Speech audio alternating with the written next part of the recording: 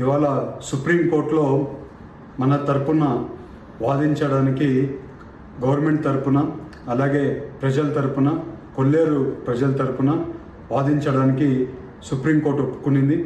మనము సుప్రీంకోర్టులో ఇదే ప్రయత్నం చేస్తున్నాం.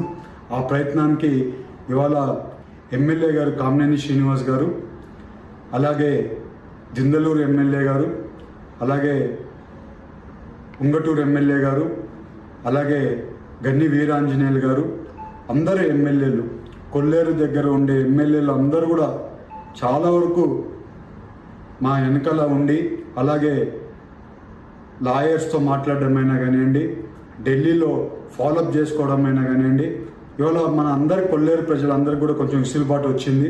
మనం అనుకున్నట్లే సుప్రీంకోర్టు మన కష్టాలు కూడా వినడానికి సుప్రీంకోర్టు ఒప్పుకునింది.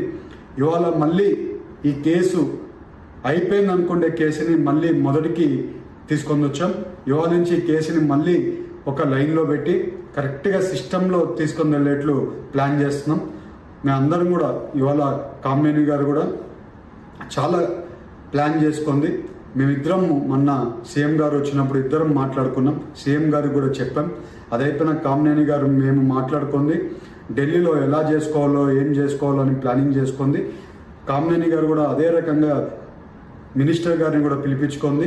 అక్కడ ఎవరెవరికి క్లోజ్గా ఉన్నారో ఆ మినిస్టర్స్తో అందరితో కూడా మాట్లాడి మన సమస్యలను అన్నీ కూడా ఒక స్ట్రీమ్ లైన్లోకి తీసుకొని రావడానికి మేము 100% ప్రయత్నం చేసాం. ఇవాళ ఆ ప్రయత్నానికి రిజల్ట్ కూడా సుప్రీంకోర్టులో వచ్చింది.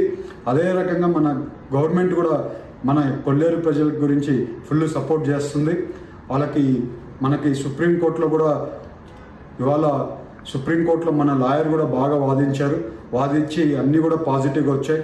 ఇవాళ మేము 100% ప్రజలకి, కొల్లేరు ప్రజలకి ఇవాళ ఇవన్నీ జరిగే సిచ్యువేషన్స్, ఇవాళ జరిగే సంఘటనలు అన్నీ చూస్తే ఎందుకో మన ఇష్యూ పర్మనెంట్గా సాల్వ్ చేయగలుగుతాం, అంటే శాశ్వతంగా పరిష్కారం తీసుకొని రాగలుగుతాం అనేది అనిపిస్తుంది. నేను మీకు ఎప్పుడు చెప్తుంటాను, చిక్కుముడి ఒక్కొక్కటి ఉప్పు తీసుకుంటా రావాల్సిన అవసరం ఉంది. అదే రకంగా ఇది మెయిన్ ముడిలో ఒక మేజర్ ముడి లాగా ఇవాళ ఇది క్లియర్ అయింది.